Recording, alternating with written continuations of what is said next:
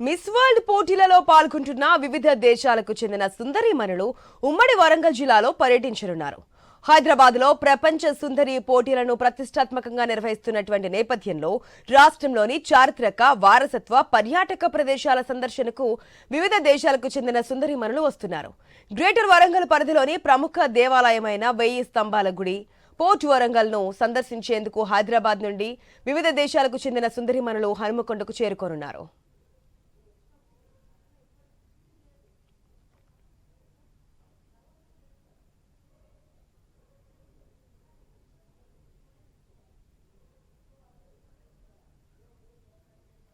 అలాగే హైదరాబాద్ నుండి వివిధ దేశాలకు చెందిన సుందరీమణుల మరొక బృందం రామప్ప దేవాలయం సందర్శించి అక్కడ జరిగే సాంస్కృతిక కార్యక్రమాలను వీక్షించనున్నారు.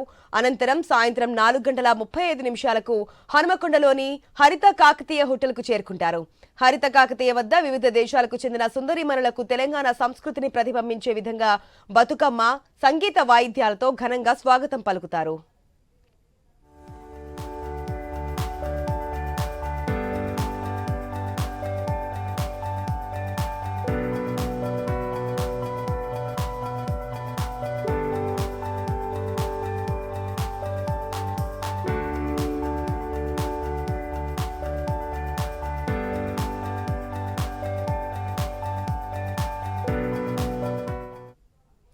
సాయంత్రం 5:25 హోటల్ హరిత కాకతీయ నుండి బయలుదేరి 1000 స్తంభాల గుడికి చేరుకుంటారు.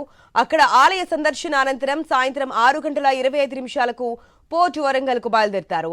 ఇక పోర్ట్ వరంగల్ కార్యక్రమాల అనంతరం 7:35 బయలుదేరి హరిత కాకతీయ హోటల్ కు చేరుకుంటారు. హరిత కాకతీయలో డిన్నర్ అనంతరం హైదరాబాద్ కు బయలుదేరి వెళ్తారు సుందరీమణులు.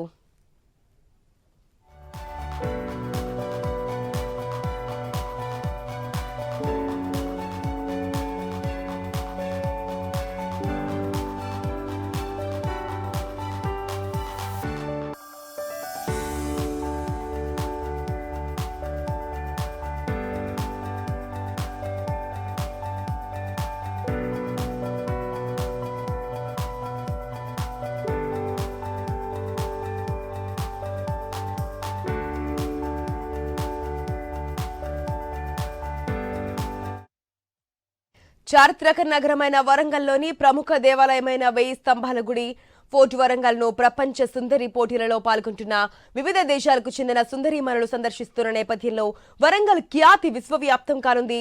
వరంగల్ నగరానికి సుందరీమణుల రాక నేపథ్యంలో వివిధ శాఖల అధికారులు, ఈవెంట్ మేనేజ్మెంట్ సంస్థ ప్రతినిధులు అన్ని ఏర్పాట్లను పూర్తి చేశారు.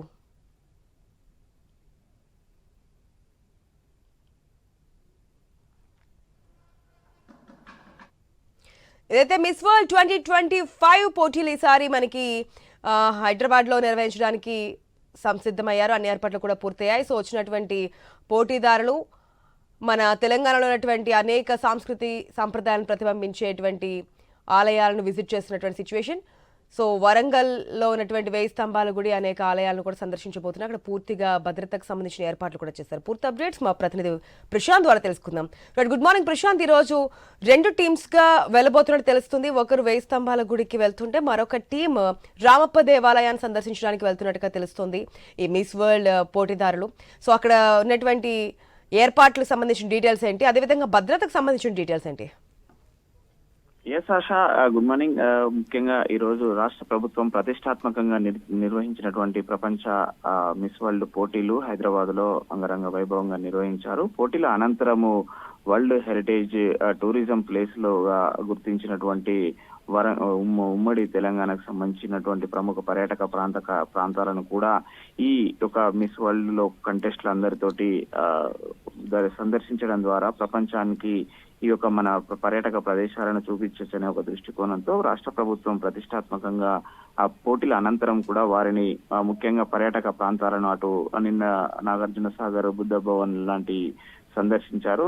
అదేవిధంగా చార్మినార్ ను సందర్శించారు. ఈ రోజు ఉమ్మడి వరంగల్లో ఉన్నటువంటి యునెస్కో గుర్తింపు పొందినటువంటి రామప్ప దేవాలయంతో పాటు వరంగల్ నగర నడిబొడ్డిన ఉన్నటువంటి కాకతీయ సామ్రాజ్య హెడ్ క్వార్టర్ అయినటువంటి కిలో వరంగల్ కోటను, అదేవిధంగా వాళ్ళు కాకతీయులు నిర్మించినటువంటి 1000 స్తంభాల గుడిని, భద్రకాళి దేవాలయాన్ని కూడా సందర్శించనున్నారు. ఈ 4 ప్రదేశాలకు సంబంధించి 2 టీములుగా విభజించి ఆ రెండు టీమ్స్ వాళ్ళ వాళ్ళ సమయానుగుణంగా ఈ యొక్క 4 ప్రదేశాలను చూసే విధంగా అధికార యంత్రాంగము ఏర్పాట్లు చేసింది ఆశ. ముఖ్యంగా వాళ్ళ వచ్చిపోయే వరకు కూడా కట్టుదిట్టమైన భారీ భద్రతా నడుమ ఏర్పాట్లు చేశారు. అటు ములుగు ఎస్పీ శబరీష్, ములుగు కలెక్టర్ దినకర్ ఆధ్వర్యంలో రామప్ప దేవాలయం వద్ద పటిష్టమైన భద్రతా ఏర్పాట్లు చేశారు. పర్యాటకులు ఎవరు కూడా ఈ రోజు మధ్యాహ్నం 11 గంటల నుంచి సాయంత్రం 5 గంటల వరకు రామప్పకు రావద్దని కూడా గత వారం రోజులుగా ప్రచారం చేస్తున్నారు ఆశ. ఎందుకంటే పర్యాటకులు వస్తే వారికి అసౌకర్యంగా ఉంటుంది కాబట్టి, వాళ్ళు కంఫర్ట్ గా తిరగలేరు కాబట్టి అటు పర్యాటకులను కూడా ఈ రోజు ఎవరిని అలో చేయడం లేదు. కేవలం మీడియా ప్రతినిధులను మాత్రమే అలో చేస్తున్నారు. అధికార యంత్రాంగం మాత్రమే ఉంటుంది. వాళ్లకు సంబంధించినటువంటి వాలంటీర్స్ మాత్రమే ఉంటారు.